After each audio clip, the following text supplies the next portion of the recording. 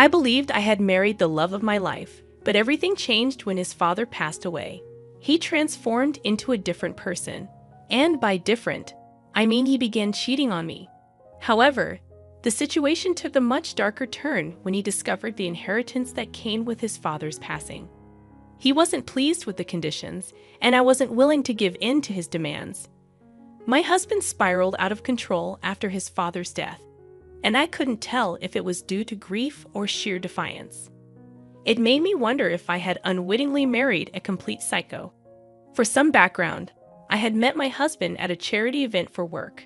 We struck up a conversation and exchanged numbers, though we didn't start talking seriously until a few months later. He appeared charming and sincere, showing particular interest in my worldview, especially since he had grown up in a staunchly religious household while I held no religious beliefs. I was concerned that this might pose a problem, but he always reassured me that it wouldn't. He even joked about his family's disapproval of him dating someone non-religious. Looking back, I wonder if this was his sole reason for dating me, given what I know now. After a year of seeing each other, he decided it was time for me to meet his family. I remember feeling incredibly nervous about how they would receive me, given my non-religious beliefs, especially his father. Aiden had described his dad as tyrannical, ruling their lives with an iron fist. He claimed that he missed out on many experiences due to his father's strictness during his upbringing. Needless to say, I was already terrified of his father before I even met him. We were headed to a small family dinner at their place, with only his immediate family present: his parents, his brother, his sister-in-law, and their child. When we arrived, his brother was outside on the phone, so I was introduced to him first, and he seemed friendly enough. The next person I met was Aiden's sister-in-law and her 3-year-old niece. They were both lovely, and we had a lot to talk about, especially since she also worked in event planning coordination. While we chatted, Aiden's parents entered the room, and he introduced me to them. I was taken aback when I realized who his father was. I won't reveal his identity, but his father was a prominent figure, responsible for a major charitable organization both locally and internationally. I had seen Aiden's parents at an event I attended, but he had never mentioned their connection to him. His mother appeared somewhat distant but not unkind. I later discovered that Aiden's mother had always been cautious around the girls he brought home because he had a tendency to be attracted to what he called the wild type. Surprisingly, Aiden's father was the complete opposite of what I had expected. He was genuinely kind and understanding, not bothered at all by my lack of religious beliefs. He explained that he valued kindness and principles in people, regardless of their religious background. During our conversation, he shared that Aiden's sister-in-law used to handle the foundation, but had become less involved after becoming a mother. He believed in not taking people away from their families, especially when their children were young. That's why he had outsourced the last event to me. Contrary to my initial assumptions, Aiden's family turned out to be ordinary people with a touch of religion in their lives. Aiden downplayed his father's acceptance, suggesting that his dad probably assumed it was just another phase during his college years. He claimed he had dated numerous girls back then who were what he vaguely referred to as out there, and his parents had always viewed it as an act of defiance. According to Aiden, he had become more serious about me, taking a break from dating to focus on personal growth. Despite the red flags, I believed his explanations, naively accepting his version of events because I was deeply in love. We continued dating for another year, and then he proposed. We decided to live together before getting married, and during another family event, I had a candid conversation with Aiden's brother. He expressed concern about Aiden's behavior, recalling how Aiden used to rebel against their parents, especially their father, during their teenage years. Aiden had a history of fights, particularly because his father was strict about their activities. However, Aiden's father seemed pleased about our engagement, even offering his backyard for our wedding, a proposal Aiden initially resisted, but eventually accepted. After 2 years of living together and saving money, we set a wedding date. I convinced Aiden to honor his father's offer and have the wedding in his parents' backyard. Things seemed fine until 2 months ago when Aiden's father suffered a fatal aneurysm. A drastic change came over Aiden. He started coming home late, often drunk. I initially attributed it to grief, but his behavior raised concerns. When I spoke to his brother, he revealed that Aiden didn't seem sad about their father's death. Instead, he appeared relieved. Aiden's erratic behavior and the uncertainty surrounding their family business prompted me to confront him myself. I stayed up waiting for Aiden, and he didn't return home until around 1 in the morning. He reeked of alcohol and stumbled through the house. Despite knowing it was futile to reason with him in his intoxicated state, I insisted we needed to talk. I emphasized that he shouldn't be driving while drunk, as it could lead to harming himself or someone else. He dismissed my concern, telling me to mind my own business, ending the conversation abruptly. There was no point in discussing anything with him while he was drunk, so I decided to go to bed. The following morning, I woke up to find him vomiting in the bathroom. Seeing he had sobered up slightly, I gave him aspirin and some dry crackers. I questioned his irresponsible behavior, to which he replied that now that his father was no longer controlling him, he felt free to do as he pleased. I pointed out the dangers of drunk driving and his late-night antics, mentioning his brother's worries about him. Aiden grew angry, criticizing his brother and father, claiming they were obsessed with appearances and cared little about his happiness. He felt they were constantly trying to involve him in a lifestyle he had no interest in and judged him whenever he deviated from their expectations. It was in this moment that I realized Aiden's perceptions of his family might be distorted. While I understood he might carry some residual trauma from his sheltered childhood, it seemed as though he sought to provoke his father and make his family miserable as a form of retaliation. However, his attempts only resulted in his own misery, as they didn't take the bait. Despite my non-religious beliefs, Aiden's family had always been warm and accepting, never imposing their faith or lifestyle on me. His father even invited me to church once, emphasizing there was no pressure for me to attend. Perhaps I had only seen the best side of Aiden's father. I couldn't be certain of what he was like when Aiden was younger. Regardless, it was evident that Aiden needed to mature and move past his grievances to find his own path in life. I confronted him directly, asking if his unhappiness extended to our marriage. He admitted he wasn't happy. I was left speechless, so I got up and left. Currently, I'm writing this from my mother's place, where I've been staying for the past week. Aiden hasn't reached out, and even his brother mentioned he wasn't talking to him either. I'm at a loss about what to do. While this situation undoubtedly warrants considering a divorce, I'm hesitant to make a rash decision. I wonder if his behavior might be a coping mechanism for dealing with his father's death. I'm considering giving him some time to cool off and then suggesting counseling. Top comments from the original post. Comment 1. I empathize with you, OP. Your husband's behavior seems problematic, and while I don't advocate for immediately resorting to divorce in every marital issue, given his consistent suspicious behavior, it might be worth considering, especially considering his recent actions. I find it puzzling why he chose this moment, after his father's death, to act this way. Wouldn't it have more impact if his dad were still alive? Unless his intentions are something other than tarnishing the family name, his reasoning just doesn't make sense to me. Regardless, I think it's crucial to assess your relationship after this incident. Addressing these issues now can prevent future problems. I hope counseling proves helpful. Best of luck. Comment 2. OP, it appears your husband might be grappling with religious trauma from his childhood, as you suggested. If your father-in-law was different when Aiden was a child, there might be deep-seated issues at play. I've seen cases where strict evangelicals resort to harsh disciplinary methods to keep their kids in line. Some churches even pressure members to remain in unhappy marriages, fearing divorce.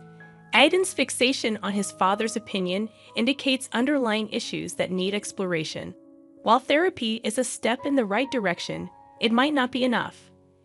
Individual therapy sessions for your husband could help him work through his childhood trauma. Just because his family is pleasant around you doesn't necessarily mean they're genuinely nice. It might simply be a facade tailored for your benefit. Update number 1. I'm struggling to find the right words for this update. I feel utterly numb. I'm still at my mother's place, but I did return home briefly after about 2 weeks away.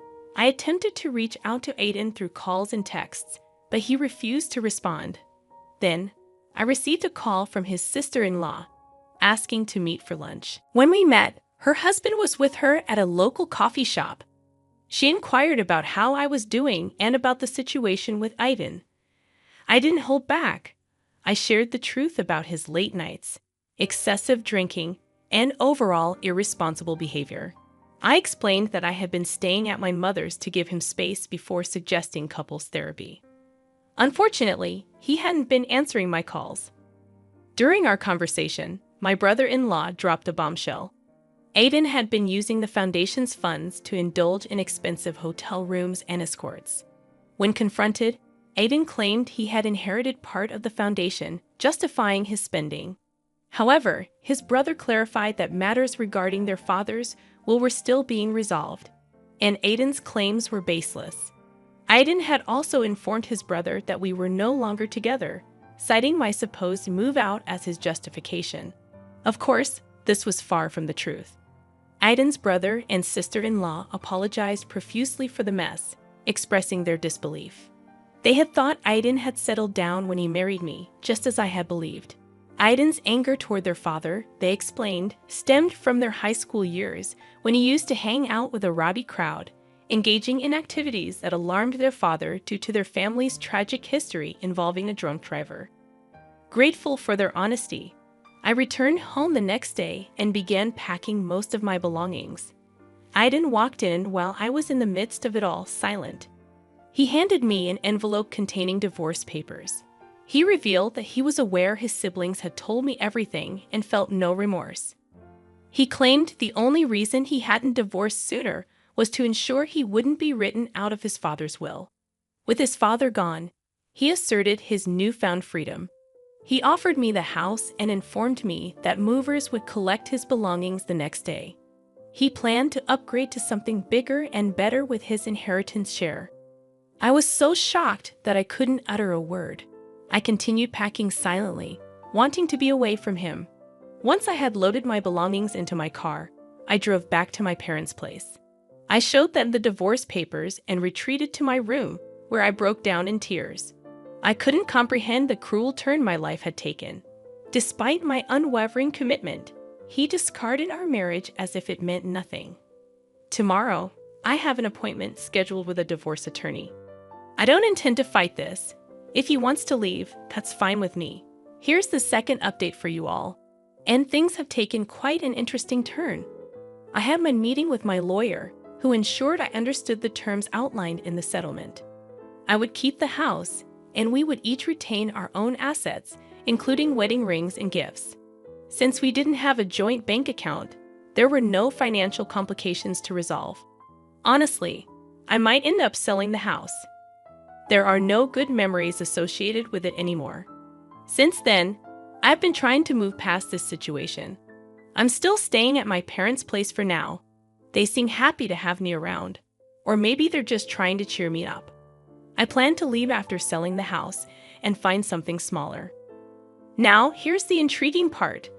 Out of nowhere, I received a call from Aiden's brother. We engaged in some normal small talk, and then he asked if I was free the following Monday. I was, so he insisted I join them for a meeting with their dad's lawyer to finalize his estate matters. I was unsure of my involvement, but he insisted I should come and assured me that he'd make sure Aiden wouldn't speak to me and that we'd be seated far apart. Reluctantly, I agreed. On Monday morning, I arrived at the lawyer's office. Aiden's brother, now my former brother-in-law, met me outside and thanked me for coming. He escorted me to the lawyer's office, where Aiden, his mother, and the man I assumed was the lawyer were present. I approached their mother, offering my condolences and inquiring about her well-being. We hadn't spoken since the funeral. She expressed her sympathies for what happened between Aiden and me. According to her, she and her late husband had done their best to guide him, but he chose a different path. The lawyer then sat us all down, apologizing for the time it took to settle the father's affairs due to various complexities. The crucial part of the meeting was this: most of the money would be donated to charity to support the foundation. The foundation's management would pass to the oldest son, excluding Aiden. The remaining funds were allocated to his wife, his eldest son, and his wife, as well as a school fund for his grandchild. Surprisingly, he left money for Aiden, but with a condition. Our marriage had to last at least 5 years. Additionally, if we had a child, a school fund would be established for them. Notably, he left money for me without any attached conditions. This wasn't a small sum. We were talking millions. The lawyer's face when his father expressed concern that Aiden might squander the money on inappropriate indulgences like escorts and alcohol. At the end of the meeting, the lawyer informed us that he would schedule individual signing sessions for the paperwork and addressed any questions or concerns we had. As soon as we were dismissed, I swiftly left, noticing Aiden's gaze following me from across the room, as if he wanted to talk. I left before he could approach me. As I write this the next morning, Aiden has been bombarding my phone with calls and messages. Despite his efforts, I want absolutely nothing to do with him after all he put me through. Update number 3. Aiden's behavior has become increasingly erratic in his search for me. After failing to reach me through my phone, he attempted to contact his brother to inquire about my whereabouts. However, I hadn't seen any of them since our meeting with the lawyer. Aiden's brother warned me to lay low for a while since Aiden was frantically searching for me. True to his words, Aiden showed up at my parents' house one day looking for me. Fortunately, I wasn't there. My dad informed him that I was out of town for an event and uncertain about my return date. Aiden left a message, urging me to call him, insisting that we needed to talk. I had no desire to engage with him further, but his persistent attempts to reach me pressured me into making the call to put an end to his relentless pursuit. I decided to call him when I knew I had ample time and emotional strength to handle the conversation. I didn't want him to believe he still held any power over me. I called around 6 o'clock in the evening, assuming he would be at home. He answered eagerly, expressing happiness at hearing from me and inquiring about my well-being. He spoke as if he hadn't cast aside our marriage without a second thought. He started by apologizing for his selfishness during the divorce and acknowledged the pain he caused me. He admitted he should have respected the commitment we made, even if he wasn't as content as he hoped to be. I let him speak, then sighed and calmly stated that I had moved on from our marriage, focusing on other aspects of my life. I then confronted him, asking for the real reason he was checking up on me. He swore it was merely to reconnect, how I was doing, and if we could have more conversations in the future. I responded with a straightforward no, and made it clear that if he only called to check on my well-being, there was nothing else to discuss. He urged me to wait, and then finally, the truth emerged. Aiden admitted that filing for divorce had been a mistake. He confessed that he had been naive and driven by his resentment towards his father, and that he didn't mean the hurtful things he had said to me. He expressed a desire to work things out and suggested going to counseling, but I reminded him that my attorney had already filed the paperwork. The divorce was finalized, and our marriage was over, just as he had wanted. I pointed out that he was the one who initiated the process and followed through with it, and I had given him the freedom he sought. I ended the call and haven't spoken to him since, nor do I wish to engage with him further. I hope he learns a lesson from this, but I won't be used to help him gain financial advantages. Update number 4. It's been a while since my last update, as I've been busy with various life events. Business has been thriving, and I'm currently writing this in between engagements. First, I had a meeting with my lawyer to sign the divorce paperwork. I had the option to choose between receiving a lump sum of money or monthly payments, and I opted for the monthly payments. I also found a home that I like and am awaiting the bank's decision. Additionally, I recently had a meeting with Aiden's brother and sister, the first time we've met since the lawyer's appointment. We discussed a charity event that the foundation is hosting in memory of their father, and I'm assisting with the planning. As a part of the event, I've been scouting various venues. During our conversation, I received an update on Aiden. He had falsely accused me of taking the house from him in the divorce. However, they already knew this wasn't true because divorce filings are public and can be accessed by anyone. When they asked him why he was lying, he expressed frustration and stated that I should have given him the house back, given that I had received a substantial sum of money from his father. I clarified that if he wanted the house back, it was available on the market, and he could purchase it. They also mentioned that he was living in an apartment near his workplace, and he inquired about how I was doing through his brother, if he could get more involved in the foundation to earn some extra money, but his brother shut down that idea. He made it clear that there was no way Aiden would be put on the payroll, especially after the stunt he pulled with the foundation funds. And that's the extent of the drama up until now. I'm sincerely hoping this marks the end of it, as I am determined to move past Aiden and all the chaos he brought into my life. I refuse to let him waste another moment of my time. Top comments from the updates. Comment number 1. Well done, OP, for not falling into his trap. As much as divorce is painful, it's sometimes akin to removing a tumor. This guy was toxic for you and merely used you to fulfill his sick revenge fantasy against his father. It seems like his dad was aware of his son's questionable character and ensured he received something for his pain. He appeared to consider you a part of his family. Kudos to your brother-in-law for supporting you. Many men stay silent when their friends and family members behave atrociously. I'm relieved he's not one of them. Additionally, don't let your ex manipulate or pressure you into having a child together. He'll likely continue bothering you. So don't give in, OP. Comment number 2. I somewhat agree with your ex, OP. Perhaps you could have at least given him the house back. I understand the divorce was finalized, and the paperwork was in order, and I comprehend the pain he caused you. However, it feels petty to deny him a place to live. I'm certain your lawyers could have navigated the bureaucratic hurdles and transferred the house to his name. Also, your father-in-law is just as petty. Why did only your husband have conditions on his inheritance? If he wanted to squander it irresponsibly, that should have been his choice.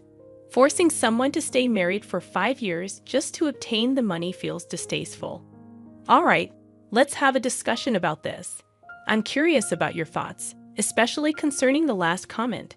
This specific comment stirred up quite a reaction in the original post. Almost everyone disagreed with the commenter.